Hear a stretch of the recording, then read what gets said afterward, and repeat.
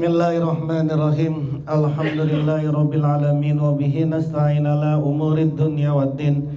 Wassalatu wassalamu ala sayyidil mursalin sayyidina wa habibina wa syafi'ina wa maulana Muhammadin wa ala alihi wa sahbihi ajmain. Amma ba'du, khususan man sannafa hadzal kitab rahimallahu ta'ala wa nafa'ana bihi wa biulumihi wa biulumihi wa biulumihi wa fid dharaini amin. Al-Fatihah. A'udzu billahi minasy syaithanir rajim. Bismillahirrahmanirrahim. Alhamdulillahi rabbil alamin arrahmanir rahim maliki yaumiddin. Iyyaka na'budu wa iyyaka nasta'in ihdinas siratal mustaqim siratal ladzina an'amta 'alaihim ghairil maghdubi 'alaihim waladdallin. Amin. Bismillahirrahmanirrahim. Para asatiz, sahabat-sahabat sekalian, kita akan membahas mengenai al-masailu allati taqauna diratan fis shalat. Kita akan membahas mengenai masalah-masalah yang terjadi jarang di dalam salat. Ada beberapa masalah-masalah yang kejadiannya jarang terjadi di dalam salat. Yang pertama, mas'alatun ay haji masalah. Masalah apa saja ini? Yang pertama, al-fi'lul qalilu, perbuatan yang sedikit, gerakan yang sedikit. Wa in kana la yubtilus sholata fahuwa makruhun illa lihajatin. Perbuatan sedikit, gerakan-gerakan sedikit, sekalipun tidak membatalkan sholat, hukumnya makruh illa lihajatin, kecuali karena ada hajat. Jadi gerakan itu misalnya lagi sholat terus kemudian begini, lagi sholat garuk sedikit, lagi sholat tangannya giniin, bunyiin, ya pokoknya gerakan-gerakan yang sedikit, gitu ya, yang itu tidak membatalkan sholat kecuali yang 3 kali berturut-turut. Sekalipun itu tidak membatalkan sholat, maka itu dianggap makruh. Seperti apa?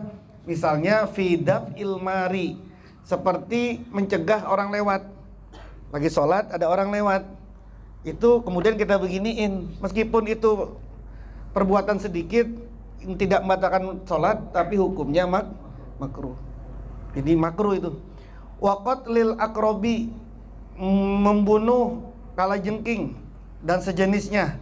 Allati takhofu, yang kamu takutkan. Wa yumkinu qatluha bidorbatin aw dorbataini, yang memungkinkan membunuhnya itu dengan 1 gerakan atau 2 gerakan. Tapi kalau faiza sorat salasan faqad kasurat wa batalat salat. Kalau itu membunuhnya itu 3 kali gerakan, maka batallah salatnya. Misalnya nyamuk, terus kemudian begini, terus kemudian begini lagi 3, atau laler lagi begini, laler, kita giniin, lalu kemudian kita giniin lagi 3 kali, maka itu menjadi batal. Kalau cuma sekali nggak apa-apa, 2 kali tidak apa-apa. Tapi secara fikih, ini dalam Al-Ghazali, secara fikih meskipun itu tidak membatalkan sholat, maka hukumnya makruh. Jadi kalau ada orang, kita lagi sholat kemudian orang lewat, ya sudah biarin aja, nggak usah digini-giniin. Lagi sholat kemudian diginiin itu, meskipun tidak membatalkan sholat, tapi hukumnya makruh. Karena ba'duhum, sebagian dari para ulama itu la yatruduz zubab, tidak pernah mengusir zubab, laler. Jadi kalau lagi sholat ada laler, nggak pernah, ulama-ulama itu nggak pernah mengusir laler. Kenapa? Karena la uawwidu nafsi zalik, tidak mau membiasakan dirinya untuk melakukan seperti itu. Fa'afsada alayya sholati, sehingga membuat sholatnya itu menjadi rusak. Jadi nggak dibiasain itu. Mau ada laler, mau ada nyamuk, mereka tidak membiasakan diri untuk menghilangkan, menghalaukan, tidak mau membiasakan diri. Sebab apa? Kalau nanti udah kebiasaan, dikit-dikit begini, ada laler sedikit, padahal laler masih jauh nih, terus kemudian kita beginiin. Kalau membiasakan seperti itu, maka nanti bisa rusak. Waqad samitu annal fasaqo, bahkan dikasih perbandingan nih, kita mendengar bahwa banyak orang fasik baina yadail muluk, di hadapannya para penguasa, yasbiruna ala aza kasirin wala yataharrukun. Orang-orang fasik itu di hadapan raja, meskipun dia itu disakiti oleh raja, meskipun dia itu dihina oleh raja, tetap mereka sabar dan tidak bergerak. Padahal sholat itu di hadapan siapa? Di hadapan Allah. Orang-orang itu aja, orang-orang yang ada di depannya penguasa aja, yang orang-orang di depan penguasa, orang-orang yang di depan raja, itu dia disakitin di situ, dihina di situ, tetap dia bergerak, ngomong siap aja dah. Siap menerima, gitu ya. Itu di depan raja. Apalagi sholat di hadapan Allah. Jadi perbandingannya mereka begitu. Batal enggak? Enggak. Kalau secara fikih mah enggak batal. Tapi ulama-ulama tasawuf ngasih bandingan. Ente aja kalau di depan lurah, diapain sama lurah, diem aja, siap, sabar, kagak ngerasain sakit, nggak ngerasain apa, tahan sakitnya itu. Nanti kalau udah di depan lurah udah nggak ada, baru kemudian ngerasain. Ente lagi di hadapan Allah, ada laler aja, nempel itu udah ganggu banget gitu. Ya kira-kira begitulah bandingannya. Apalagi kita orang-orang yang memang belum sampai fana, belum sampai lebur di dalam sholat. Seperti yang ceritanya sering kita dengar, ceritanya Sayyidina Ali. Itu ditombak, dia suruh nyabut tombaknya ketika lagi sholat. Kenapa? Karena nggak terasa. Kenapa nggak terasa? Karena sholatnya sudah fana. Yang kedua, mas'alatun as-sholatu fin na'laini jaizatun. Sholat dengan dua sendal, sholat di atas sendal. Sholat dengan menggunakan sendal jaizatun, boleh. Wa in kana naz'un na'laini sahlan, sekalipun melepas sendalnya mudah. Tapi sholat di atas sendal, menggunakan sepatu boleh. Tapi jangan dicoba-coba. Ini zaman dulu yang tempatnya ini nggak kayak keramik, karpet gitu. Anda coba-coba nanti ke musola, ke masjid pakai sendal. Hadisnya ada nggak? Ada hadisnya. Ada. Hadisnya itu sholat Rasulullah SAW fi na'laihi. Rasulullah itu sholat dengan Rasulullah itu pernah sholat dengan dua sendalnya. Jadi Rasulullah pernah sholat pakai sendal. Summa naza'a, kemudian Nabi nyopot sendalnya. Fanaza'an nasu na'alahum, orang-orang sahabat ikut nyopot sendalnya. Ketika Nabi melihat sahabat itu pada nyopot sendalnya, faqala, maka Nabi bertanya, lima khalaqtum na'alakum, kenapa dicopot sendalnya? Ketika Nabi itu melihat sahabat pada nyopot sendalnya, Nabi nanya, kenapa tuh dicopot sendalnya? Qalu, mereka berkata, menjawab, ra'ainaka khalaqta faholakna, kami lihat engkau ini nyopot sendal Nabi, maka kami semua juga ikut nyopot sendal. Apa kata Nabi? Faqala, maka Rasulullah bersabda, inna Jibrila alaihissalam atani, tadi Jibril datang ke saya. Fa akhbaroni anna bihi makhobason, ngasih tahu ke aku, di sendal aku itu di bawahnya ada kotoran. Makanya dicopot, karena di sendalnya ada kotoran. Fa iza arada ahadukum masjida falyuqallib na'laihi wal yanzur fihima fa in ra'a khobasan falyamsahu bil ardi wal yusalli fihima. Kalau kalian ini masuk ke masjid, maka balikan dulu kedua sendalmu itu, dilihat apakah di situ ada kotoran apa enggak. Kalau kemudian ada kotoran, maka segera diusap di tanah gitu. Kemudian sholatlah dengan menggunakan dua sendal. Ini hadis ini. Tapi kalau hadis ini Anda pakai sekarang, Anda masuk ke Baitul Ma'mur, Anda masuk musola, kemudian nanti di musola, kenapa pakai sendal? Hadisnya ada ini. Hadisnya sahih lagi nih. Akhrajau Ahmad, terus Ibnu Majah, Abu Daud, Hakim, wasahahu, Imam Hakim mensahihkan lagi nih. Yang penting di bawah sendalnya itu tidak ada najis. Boleh itu, boleh gitu ya. Makanya hati-hati banget Anda megang hadis itu. Tidak bisa Anda megang hadis, megang Quran itu telanjangan begini, nggak bisa gitu. Harus dilihat konteksnya. Makanya orang belajar Quran wajib orang belajar Quran itu. Tapi mengambil hukum di dalam Quran nggak wajib semuanya. Kenapa? Karena harus orang-orang tertentu yang bisa, yang boleh mengambil hukum dalam Quran. Belajar hadis, wajib Anda belajar hadis itu. Wajib, karena itu dua kitab pokok itu. Tapi tidak semua orang wajib mengambil hukum di dalam hadis. Jadi kan ini kan zamannya Rasul, belum kayak begini kan. Masih tanah. Nabi kan, masjidnya Nabi kan tanah. Belum ada marmer, belum ada karpet gitu ya. Tanah. Jadi sholatnya di situ. Apalagi barangkali hadis ini ketika Nabi sholatnya di luar, di tanah lapang. Di tanah lapang, Nabi lagi sholat di padang pasir gitu, lagi sholat kemudian dicopot, ya nggak apa-apa gitu loh. Jadi memakai sendal itu boleh, sekalipun nyopot sendalnya mudah, boleh. Tapi ingat ini di mana? Kalau Anda di kuburan lagi nyolatin jenazah di kuburan, di makom, ya nggak usah dicopot sendalnya, udah pakai gitu ya, dipakai. Kalau Buya ngajarinnya ya tetap dipakai tapi diinjek. Dilepas sendalnya tapi diinjak gitu ya. Itu Buya dulu ngajarinnya begitu. Saya juga pakai itu. Jadi kalau lagi nyolatin jenazah, nyolatin mayit di kuburan, karena udah nggak sempet nyolatin di masjid, kita nyolatinnya di kuburan, ya sendalnya diinjak, dilepas tapi diinjak gitu ya, nggak dipakai gitu ya.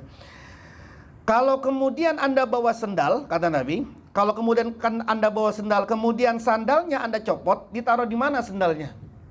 Kalau kita sebagai makmum, maka kata Nabi, iza shalla ahadukum falyaj'al na'laihi baina rijlaihi.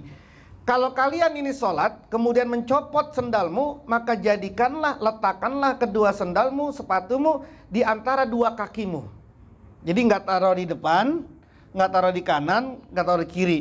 Kalau ditaruh di kanan, ditaruh di kiri, nanti akan merusak shaf. Merusak shaf. Ya. Maka kata Nabi, taruhnya di tengah antara dua kaki. Jadi kalau lagi pakai sendal, kemudian dicopot, lalu kemudian sendalnya dibawa ke masjid, gitu ya, ditaruh plastik, taruh di masjid, maka naruhnya di antara dua sendal, dua kaki, gitu kan? Kan sering kan, misalnya Anda lagi sholat di mana, di lapangan atau di mana, kan dibawa sendalnya nih, kemudian jangan taruh di depan, taruhnya di antara dua kaki. Nah, yang ketiga.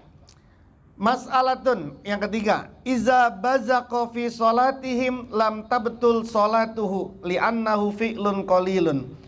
Jika kalian meludah di dalam sholatnya, jika dia meludah di dalam sholatnya, maka sholatnya tidak batal, karena meludah perbuatan yang sedikit. Wa ma la yahsulu bi sautun, dan sesuatu yang tidak menghasilkan suara, la ya'uddu kalaman, maka tidak dihitung sebagai kalam ucapan. Kalau ngomong di dalam sholat batal. Lagi sholat, kemudian minggir, terus atau masalah awas, itu kan ada hurufnya tuh, ada hurufnya berupa kalam kan, maka sholatnya batal. Nah kalau ada orang meludah di dalam sholat, maka sholatnya tidak batal. Ini lagi-lagi meludah, boleh dalam sholat, tapi Anda jangan pakai ini. Nanti kok jarang. Ngapain ngeludah? Ya ngeludah sholat di dalam sholatnya nggak batal, tapi ada ngeludahin di masjid, di musola itu yang menjadi masalah gitu. Ini kan lagi di padang pasir, di tanah lapangan gitu kan, yang aman semuanya gitu. Kalau Anda meludah, wajihullah ta'ala fala yabzighanna ahadukum tilqa wajhi. Maka kalau kalian ini meludah, sungguh janganlah salah seorang kalian meludah tilqa awajhi, di hadapan mukanya. Wala an yaminihi, juga jangan di kanannya. Walakin an simalihi au tahta qadamihil yusra. Akan tetapi kalau meludah itu ke arah kiri atau di bawah telapak kaki kiri. Ingat nih, meludah di mana aja? Meludah itu jangan ke depan, jangan juga ke kanan, tapi ke kiri atau ke kaki kiri. Itu aturannya. Dia itu yang kedua, yang ketiga masalah. Jadi boleh meludah. Kalau kemudian hukum meludah di tempat yang lain, maka jangan meludah ke depan, ke kanan, dan ke kanan, meludahlah ke arah kiri. Yang keempat, mas'alatun liwuku fil muqtadi, berdirinya makmum. Berdirinya makmum itu ada dua, sunnatun wa fardun. Yang satu hukumnya sunnah, yang satu berdirinya makmum hukumnya fardu.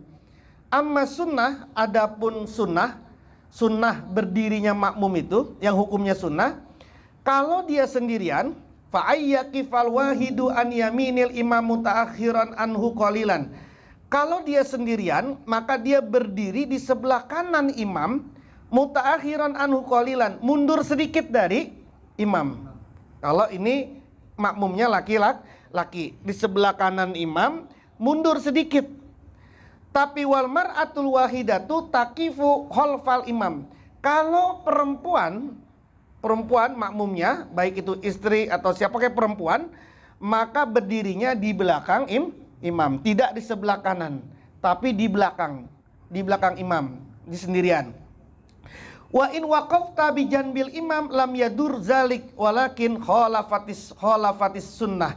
Kalau kamu berdiri di samping imam, berjejer dengan imam, maka itu tidak apa-apa, tidak membahayakan sholat, tidak membatalkan sholat, tapi menyalahi sunnah. Terus fa in kana ma'aha rajulun waqafa rajulu an yaminil imam wa hiya khalfar rajul. Kalau kemudian makmumnya ada dua, yang satu laki-laki, yang satu perempuan, maka yang laki-laki di sebelah kanan imam tadi itu sedikit, yang perempuan di belakang imam. Jadi nggak berjejer, atau tidak di belakangnya imam, kemudian si perempuannya di belakangnya makmumnya ini nih, tidak. Si yang laki-laki di sampingnya imam sebelah kanan, tapi kemudian dia mundur ke belakang sedikit, yang perempuan di belakangnya imam. Kalau dia berdua, wala yaqifu ahadun khalfas sofi munfaridan. Tidak boleh orang berdiri sendirian di belakang sof sendiri, di belakang sof. Jadi sof nih, kemudian dia sendirian di sini nih. Itu tidak boleh. Bal akan tetapi yadhulu fis sof au yajurru ila nafsihi wahidan minas sof. Yaitu kalau nggak ada orang nih sendirian, maka pilihannya dua. Satu, Anda nyelip di tengah sof, atau Anda menarik seseorang ke belakang untuk ke sof. Ya bagaimana Anda nariknya ya, teknis lah itu mah. Anda jangan tiba-tiba tarik anak orang gitu ya. Ya pokoknya teknisnya bagaimana lah gitu ya. Jadi pilihannya dua. Anda menyelip di tengah-tengah, dilihat ada lega-lega sedikit, Anda nyelip di situ, atau Anda tarik satu yang ada di depan itu, Anda tarik gitu. Anda tarik. Tapi ingat nariknya itu ya. Fa in waqafa munfaridan sohat sholatuhu ma'al karahiyah. Kalau dia sholat sendirian di shop, maka tetap sholatnya sah, tapi makruh. Jadi kalau shop sendirian, sah dia sholatnya, tapi makruh. Nah itu sunnahnya di dalam sholat makmum ikut kepada imam.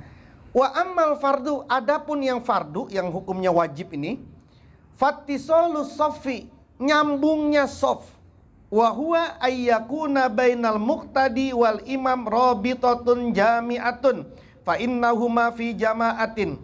Maka dia harus bersambung sofnya, antara makmum dengan imam harus ada robitoh, persambungan, hubungan, karena keduanya ada di dalam jamaah.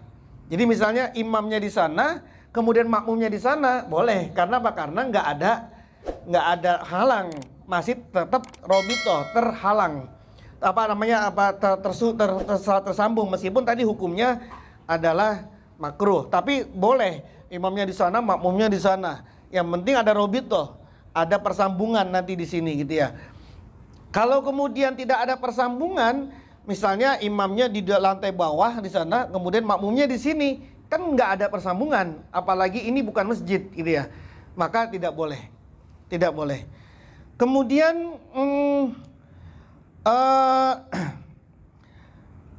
Fa in kana fi masjidin kafazalika jami'an. Kalau keduanya itu ada di masjid, nah tadi, maka cukuplah itu berkumpul di dalam masjid, li'annahu bana lahu fala yahtaju ila tisali shaf bal ila ayyarifa af'alal imam. Kalau dia ada di masjid, maka boleh dia berpisah gitu. Misalnya imamnya di lantai 1, makmumnya di lantai 2. Boleh itu. Tidak ada keharusan untuk menyambung shaf gitu. Kenapa? Karena masjid memang dibangun untuk sholat. Yang penting dia tahu nih, dia tahu gerakan atau perbuatannya imam. Nah dari sini kemudian muncul persoalan di fikih. Bagaimana kalau kemudian pakai TV? Di lantai 2-nya pakai TV. Kalau kemudian cuma TV satu-satunya yang menjadi petunjuk, satu-satunya petunjuk imam ini ada di TV, tidak ada petunjuk lain gitu, misalnya tidak ada mic itu yang kemudian yang di lantai 2 ini mendengar imam ini lagi apa nih gitu ya. Kalau cuma satu-satunya petunjuk adalah TV, maka nggak boleh katanya. Kenapa? Karena itu nanti masih memungkinkan untuk putus informasinya. Siapa tahu tiba-tiba lampunya mati, terus pakai apa dong? Pakai apa gitu. Tapi kalau kemudian dia mendengar suara imam, baik itu pakai mic ataupun tidak pakai mic, dia mendengar suara imam itu dari atas, terus kemudian ada TV, maka itu boleh. Itu boleh. Tapi kalau cuma karena ada TV aja, kemudian nanti terputus, nah itu yang tidak boleh. Itu tidak boleh. Kenapa? Karena intinya dia ya'rifah af'alal imam. Dia tahu perbuatan atau gerakan-gerakannya imam. Nah kalau di dalam masjid seperti itu. Tapi ulama-ulama kita tetap menganjurkan, kalau ada masjid atau musola itu lantai 2, tetap harus ada bolongan. Harus ada bolongan ya. Gitu ya. Itu dianjurkan betul itu sama para ulama itu. Kenapa? Meskipun itu tetap nyambung gitu. Tetap nyambung ke atas. Yang di atas itu tetap nyambung. Kenapa? Karena itu dibangunnya buat masjid atau buat musola. Jadi meskipun dia ada di atas, nggak ada tutupannya, ya boleh itu. Nggak apa-apa karena masih satu masjid atau satu musola. Tapi kita nih ulama-ulama kita tetap menekankan masjid musola kalau dia ada lantai 2 maka harus ada bolongannya. Nah itu hukum terkait dengan makmum, berdirinya makmum. Ada yang sunnah, ada yang fardu. Yang lebih baik memang tetap harus ada harus ada yang melihat gitu. Harus ada yang melihat. Ada penglihatan, misalnya gini, imamnya misalnya imamnya di sana. Nah kita ini di sini. Kemudian harus ada orang yang ada di sini nih, yang dekatnya Ogi nih di sini harus ada di sini nih.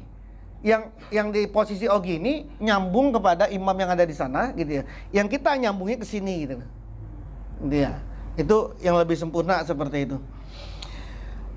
Masalah yang kelima, masalah yang kelima, al-masbuku iza adroka akhira salatil imam, makmum masbuk, makmum yang tertinggal, jika dia menemukan akhir salatnya imam, fahuwa awwalu salatihi, maka itu adalah salat awal salatnya. Jadi di mana imam ini lagi salat, dia tertinggal, maka itu dihukumi sebagai awal salatnya makmum. Jelas sudah di Maya. Jadi imam lagi rakaat ketiga, sholat isya lagi rakaat ketiga. Bagi imam itu rakaat ketiga, bagi makmum masbuk itu tetap rakaat 1. Kan jelas sudah ini. Faliwafikil imam waliyabni alaihi. Maka ikutilah imam itu, sesuaikanlah gerakannya dengan imam itu. Waliyaknut fi subhi fi akhiri sholati nafsihi wa in qanata ma'al imam. Kunutlah di dalam subuh, di akhir sholat imam, di akhir sholatnya dia, sekalipun dia sudah kunut bersama dengan imam. Kan sholat subuh 2 rakaat, dia pas rakaat kedua baru masuk nih. Kan imam kan kunut, dia kunut. Nanti ketika dia rakaat kedua, ya tetap dia kunut. Jadi makmum masbuk sholat subuh itu tahiyatnya 2 kali, kunutnya 2 kali, udah hebat banget itu. Udah 2 kali pahalanya itu. Kenapa kok makmum masbuk subuh? Biar dapat 2 kali. Tahiyatnya kan 2, terus kunutnya 2 kali Kenapa? Ya kan sholat subuh kan gitu kan, kalau apa namanya, kalau ketinggalan kan begitu. Apalagi kalau sholat maghrib ketinggalan, udah 3 kali tuh. Tahiyatnya tiga kali udah itu. Kalau sholat maghrib ketinggalan tuh. Nah, seperti itu ya. Wa in adraka ma'al imam ba'dal qiyam fala yastagib bil du'a wal yabda bil fatihah wal yukhaffifha. Kalau engkau menemukan, kalau engkau mendapati imam sudah di setengah berdiri, maka jangan sibukkan dirimu untuk berdoa, doa iftitah maksudnya. Mulailah kemudian dengan Fatihah, percepatlah Al-Fatihah. Sholat zuhur, datang imam udah sholat nih, udah di tengah-tengah. Kita sholat, jangan baca iftitah. Nanti iftitahnya belum selesai, Fatihahnya belum dapat, terus imamnya sudah ruku.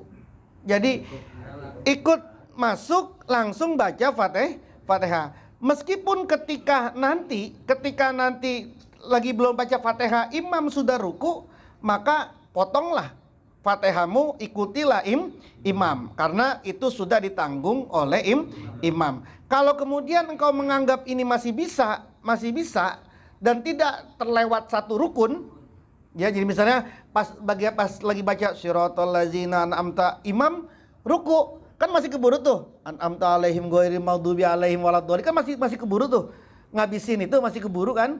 Nah, imam itu udah ruku, ya Anda ngabisin dulu, karena yakin nanti masih dapat satu rukun. Tapi kalau kemudian Anda nanti masih sholat, imam ruku, Anda masih baca, lalu kemudian imam iktidal, Anda baru ruku, batallah sholatnya. Kenapa? Karena sudah ketinggalan dua rukun. Jadi udah ikut aja, sudah ikut. Ini udah datangnya terlambat, pengen bacanya lengkap gitu kan, terus baca Fatihahnya pelan lagi. Ya kalau pengen lengkap ya ikut dari awal gitu. Sebab nanti jadi rusak sholatnya, Nah, jadi kalau nanti baca Fatihahnya belum rapi, kemudian imam sudah ruku, maka falyaqtoha, putuskanlah, berhentikanlah Fatihahnya, ikutilah gerakan imam. Begitu selanjutnya sampai ke ya ruku, nanti sujud, nanti Anda belum baca, Anda baca baru sekali subhana rabbiyal a'la wa bihamdi, baru sekali imam sudah duduk di antara dua sujud, ya sudah ikut. Ini jangankan baca tasbihnya, Fatihah aja diputus kok gitu loh. Fatihah aja diputus, apalagi baca tasbihnya. Jadi ikut gitu. Yang keenam, mas'alatun ay hazi masalah. Manfatathu salatu zuhri ila waqtil asri fal yusolli zuhra awalan summal asri. Kalau orang tertinggal sholat zuhur, masuk pada sholat asar, maka sholat zuhurlah dulu, baru kemudian sholat asar. Jadi kodok zuhur dulu, baru kemudian asar. Tapi kalau kemudian sholatnya itu fa'in wajada imaman fal yusallil asra. Tapi kalau kemudian kau menemukan imam berjamaah, ini kan ketinggalan ya sholat zuhurnya. Ketika mau sholat asar, ketemu sama imam jamaah yang mau sholat asar, maka sholatlah asar. Fal yusallil asra summa liyusalli zuhra ba'dah. Sholat asarlah bersama dengan imam jamaah, kemudian setelah itu barulah qadha sholat zuhur. Kenapa? Fa innal jama'ata bil ada'i aula. Sesungguhnya berjamaah pada waktunya itu lebih utama. Fa in shalla munfaridan fi awalil waqti summa adraka jama'atan shalla fil jamaah. Kalau kemudian dia sholat sendirian nih di awal waktu, kemudian dia menemukan ada jamaah, lalu kemudian dia sholat di dalam sholat lagi, boleh itu, boleh. Lagi sholat zuhur nih, mau sholat zuhur kok nggak ada orang, udah sendirian sholat, udah rapi sholat, baru orang pada dateng nih, bikin jamaah, sholat lagi boleh, gitu ya. Kenapa? Karena ngejar di jamaahnya. Kalau wa in kana qad shalla fil jamaah fa'adraka jama'atan ukhra falyanwil fa'itata awin nafilata. Kalau engkau sudah sholat jamaah, kemudian setelah itu ada sholat jamaah lagi. Misalnya kita sholat jamaah nih, habis itu guru kita baru sholat jamaah nih. Wah, pengen nih jamaah sama guru kita. Boleh sholat lagi, tapi niatnya itu sholat faitah, sholat yang tertinggal, sholat kodok atau sholat sunnah. Boleh. Jadi Anda bermakmum dengan imam, kemudian Anda sholatnya ini beda, niat beda, boleh. Asalkan gerakannya masih sama. Kalau gerakannya beda, seperti apa? Sholat gerhana, sholat id, atau sholat jenazah yang gerakannya beda, maka itu tidak boleh. Tapi kalau gerakannya sama, apalagi rakaatnya juga sama, maka boleh. Anda habis sholat jamaah, kemudian ada sholat jamaah lagi, sholat jamaah lagi, ikut gitu ya. Niatnya adalah sholat qadha. Sekalian ada qadha dah, kan belum tahu nih, belum kehitung-hitung kan berapa banyak sebenarnya sih yang udah kita tinggalin sholatnya, mulai dari balik dulu. Kan baru isap-isap sekarang aja kita ini kan gitu. Terus dari balik sampai sekarang ini berapa udah nih? Ya sudah sholat aja sudah. Sholat gitu ya. Niat qadha. Nah, yang ke-7. Mas'alatun man shalla summa ra'a ala saubihi najasatan fal ahabbu qadha as-salat wala yalzimuhu. Barang siapa yang sholat, kemudian setelah sholat dia melihat di pakaiannya ada najis, maka yang lebih utama adalah dia mengqadha sholatnya, wala yalzamuhu, dan tidak wajib, nggak wajib hukumnya. Tapi sunnahnya, bagusnya adalah qadha. Tapi sholat nih, lagi sholat lah baru tahu ternyata kain kita kena rokok, bolong gitu. Ini kan kain begini nih, kemudian kena rokok, kelihatan nih. Kan kelihatan ini apa pahanya, kelihatan kan kulitnya. Padahal paha ini termasuk aurat. Aurat laki-laki itu dari mana? Dengkul sampai ke pusar. Terus lagi sholat, habis sholat, ngelihat kainnya bolong, kena rokok, gitu, kena rokok, apalagi rokoknya Jisamsu gitu. Gede banget kan bolongannya, bolong gitu, kelihatan ini kan ini.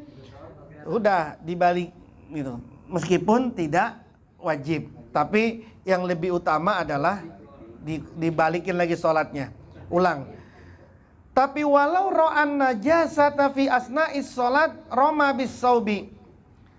Kalau dia lagi melihat najisnya di tengah-tengah sholat, maka segera saat itu juga dia menghilangkan menghilangkan najisnya. Wa atamu wal ahabbu al istinaf. Tapi yang lebih sempurna dan yang lebih cintai, yang lebih disukai adalah dengan cara diulang. Kenapa? Karena ngilangin najis kan nggak gampang juga. Nanti sekali, 2 kali, 3 kali ngilanginnya nggak hilang, 2-3 kali berturut-turut malah jadi batal. Gitu ya. Mas'alatun selanjutnya, man tarokat tasahudal awal awil kunuta au tarkas sholati ala Rasulillah fit tasahudil awal.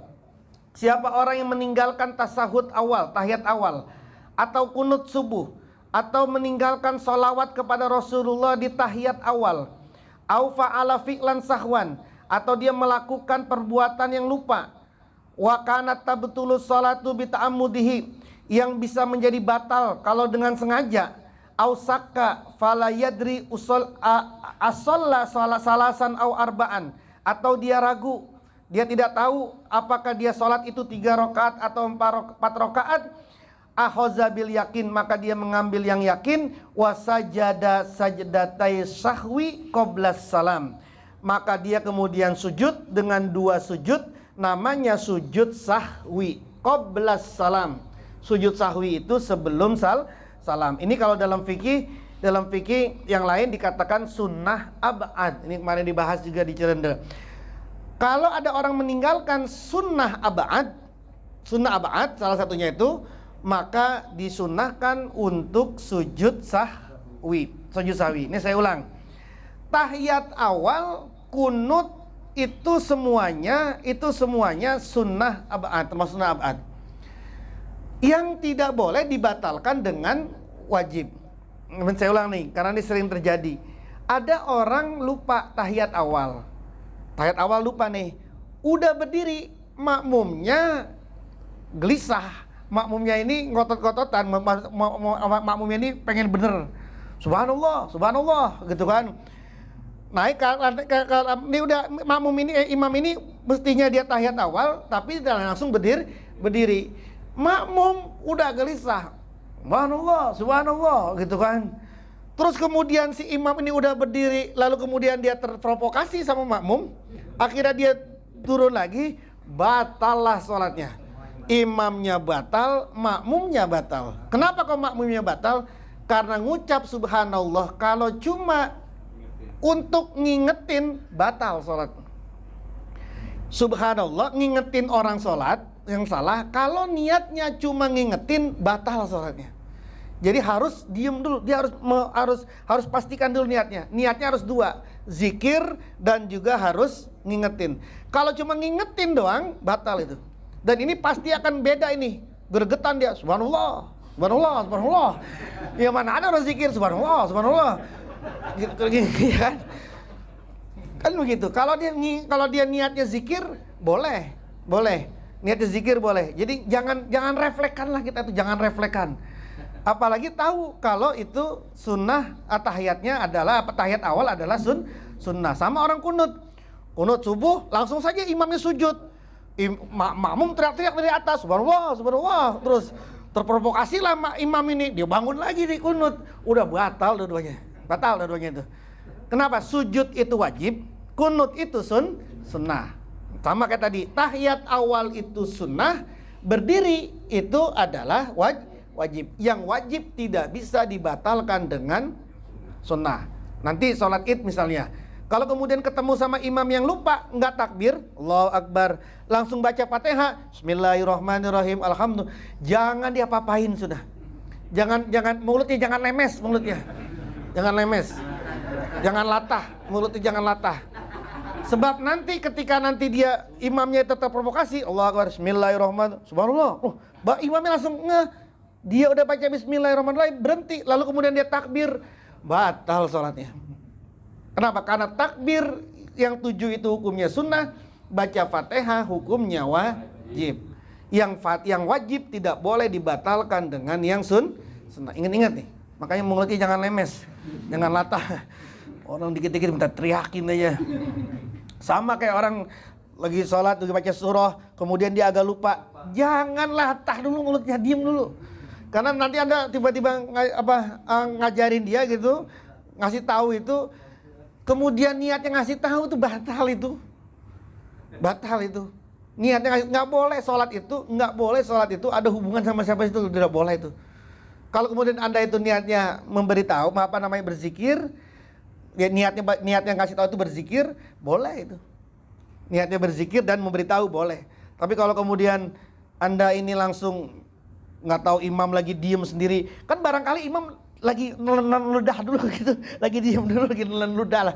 Kamu lagi nyari, udah jangan dikacauin tuh, diemin aja dulu gitu, diemin dulu. Anda nih sering jadi imam kan terasa kan gitu, tiba-tiba ngeblank atau tiba-tiba lagi nelen ludah dulu, lagi apa, kemudian disamber sama makmum gitu, disangkanya kita lupa misalnya gitu kan jadi kacau gitu, jadi kacau. Jadi diem aja dulu, biarin aja dulu gitu ya. Jadi jangan niat kebaikan itu harus pakai ilmu. Jangan karena untuk sebuah kebaikan malah jadi sebuah mudorotan, malah jadi sesuatu yang nggak boleh, yang dosa. Niatnya baik ngasih tahu, tapi karena nggak ada ilmunya maka jadi buruk. Yang selanjutnya, mas'alatun al-waswasatu fi niyatis salat sababuha khoblun fil akli au jahlun bis syar'i. Was-was di dalam niat salat penyebabnya adalah khoblun fil akli, lemahnya akal, au jahlun bis syar'i, atau bodoh di dalam syariat. Susah banget masukin niat sholli Allah, nggak bisa itu, was-was terus, itu susah banget. Itu khoblun fil akli,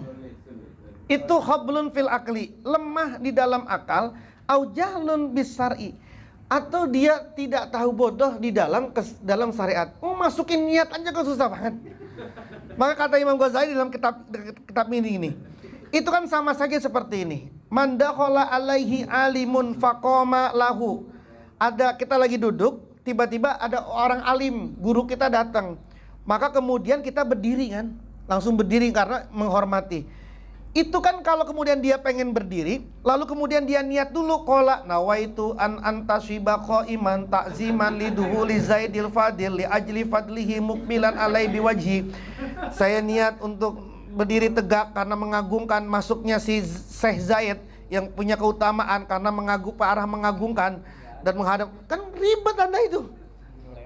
Udah lewat.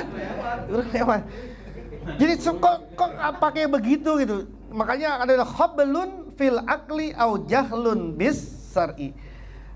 Dalam kata lain, orang yang was-was di dalam sholat ini berarti lagi kena anak iblis namanya Honzab.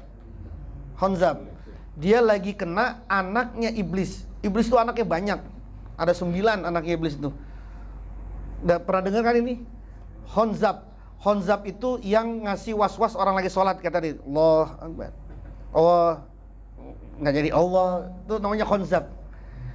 Kalau yang ngasih was-was dalam keadaan wudu namanya Walhan. Kalau lagi wudu udah sampai di muka, balik lagi ke mulut, muka balik lagi, begini lagi. Kagak was-was terus dalam wudunya. Kerjaannya siapa itu? Walhan. Ada lagi anak iblis itu yang khusus divisinya ruang kerjanya itu di pasar, sauk di pasar. Namanya Zalnabur. Sering juga saya ngomong nih. Siapa namanya? Zalnabur ini anak iblis yang godain manusia di pasar. Di pasar itu ya pasar. Sekarang ya di Mbak Sofi ada Zalnabur tuh di Sofi tuh. Di Sofi, apalagi di toko beli, Tokopedia tuh ada Zalnabur di situ tuh. Anda kalau cuma masukin keranjang tuh kerjaannya Zalnabur tuh. Kagak dicekot-cekot, masukin lagi Zalnabur tuh. Pokoknya yang ada di pasar buat yang menjual, dia menipu pembeli. Barang rusak dianggap dia baik. Yang pembeli yang mestinya dia pengen beli satu, ngerembet ke yang lain-lain yang kagak diperluin. Itu kerjaannya Zalnabur. Yang keempat itu ada namanya Akwar, anak iblis itu namanya Akwar. Akwar ini orang yang anak iblis yang khusus bikin laki-laki perempuan jadi berzinah. Itu Akwar tuh. Yang ngipas-ngipasin, itu namanya Akwar. Yang nganggap perempuan lain cakep semua, istri kita doang yang jelek. Itu namanya Akwar tuh. Nikah pertama tidak ada yang cakep kecuali istri. Nikah pertama tuh. Tahun ketiga yang lain cakep, istri juga cakep. Lainnya yang lain cakep, istrinya doang kagak baik. Ngeliat istrinya sendiri kagak seneng banget, jelek gitu loh. Itu kerjaannya siapa itu? Akwar tuh. Akwar. Udah masih banyak itu, masih 9. Udah habisin, mumpung ngomong. Ada lagi yang namanya Wasnan. Wasnan ini yang ngaco-ngacoin mata itu. Megang handphone kuat banget itu. Megang Quran itu langsung begini-gini matanya itu. Itu kerjaannya Wasnan tuh. Anak iblis khusus untuk ngendaliin mata. Mata nih, bangun malam, bangun subuh, bangun sholat, nggak bisa mata ini buka ini. Itu berarti kerjaannya siapa tuh? Wasnan tuh. Lagi ngaji, ngantuk banget gini-gini. Terus udah rapi, tiba-tiba seger lagi. Nah itu berarti lagi kena siapa tuh? Lagi kena Wasnan. Ingat tuh. Nah yang keenam, Tabar. Namanya Tabar. Tabar ini yang godain manusia saat kena musibah. Musibah apa saja? Kalau lagi ada musibah, kemudian dia menjadi ngedrop, lupa sama Allah, menjerit-jerit, atau lagi ada bencana, lagi ada misalnya kemarin Covid, yang kemudian dia membuat lepas iman dia kepada Allah karena ada musibah, ada apa, kemudian membuat manusia kena musibah itu lepas dari Allah, digoreng-goreng, diapain segala macam. Misalnya dia jualan kagak laku-laku, terus gimana ya caranya nih? Udah baca Waqiah kagak laku-laku juga, udah baca ini kagak laku juga. Terus katanya si Tabar ini, lu datang ke Gunung Kawi sono, gitu ya. Lu coba sana. Itu Tabar itu kerjaannya tuh. Tabar tuh kerjaannya. Yang ketujuh, nih mungkin sering nih kita kena ini nih. Dasim namanya. Dasim namanya. Dasim ini yang bikin ribut rumah tangga ini, Dasim ini. Masuk ke rumah ribut, dalam rumah tangga ribut, berantem aja, persoalan yang kagak-kagak, berantem. Nah, itu kerjaannya siapa? Dasim itu, Dasim. Membikin rumah tangga itu ribut, kacau, itu kerjaannya Dasim. Terus ada yang setan, anak iblis yang khusus untuk urusan bohong. Itu namanya matun namanya. Matun namanya, itu untuk urusan bohong. Dan yang kesembilan, ini kerjaannya para, ini godaannya nih para kiai, para asatis, para dai, namanya abyad namanya. Ini abyad. Abyad ini khusus ngegodain ustadz, kiai, dai gitu. Yang tadinya lillahi ta'ala jadi lil amflofiyih gitu. Nah, itu kerjaannya tuh. Kerjaannya abyad. Kalau orang kaya yang ngundang, semua doa dibaca lengkap, pokoknya lengkap. Wah, ini mau orang miskin ini yang ngundang, udah baca ini aja cukup, udah pendek-pendek aja udah cukup. Siapa itu kerjaannya? Abyad. Nah, kata Nabi yang seperti di dalam kitab, ada kitabnya di kitab Imam Nawawi itu. Kalau engkau kegoda itu, bacalah siapa namanya, a'udzubillahi minhu. Jadi misalnya Anda nganterin istri belanja ke mall, istri kalap, ini pengen beli, ini pengen beli, bacain apa tadi, zalnabur a'udzubillahi minhu, gituin. Jadi kasih istrinya zalnabur a'udzubillahi minhu. Anda lagi pulang, tiba-tiba istri ngamuk, ngomong, bacain dasim a'udzubillahi minhu. Nah, caranya begitu. Itu untuk menangkal anaknya iblis. Jadi ada 9 itu. Iblis punya anak turun yang khusus menggoda 9 ini. Ya, 9 ini tadi divisinya banyak itu ya. Kayak dasim tadi rumah tangga itu divisinya banyak tuh. Pokoknya segala sesuatu yang hubungannya dengan rumah tangga itu semua kerjanya dasim. Divisinya banyak deh, subnya banyak gitu. Subnya banyak. Nah, 9 ini kata Nabi, sebagaimana kata Imam Nawawi, bacalah nama dianya, nama iblisnya, kemudian baca auzubillahi minhu, zalnabur auzubillahi minhu, dasim auzubillah. Gitu. Kalau tadi ribut, tiba-tiba Anda pulang, istri langsung mencak-mencak, bacain aja dasim auzubillah. Wallahu a'lam bishawab. Al-Fatihah. A'udzubillahi minasyaitonirrajim. Bismillahirrahmanirrahim. Alhamdulillahirabbil alamin arrahmanirrahim maliki yaumiddin. Iyyaka na'budu wa iyyaka nasta'in. Ihdinas siratal mustaqim. Shiratal ladzina an'amta 'alaihim ghairil maghdubi 'alaihim waladdallin. Amin. Bismillahirrahmanirrahim. Allahumma sahan wa han bahan amin.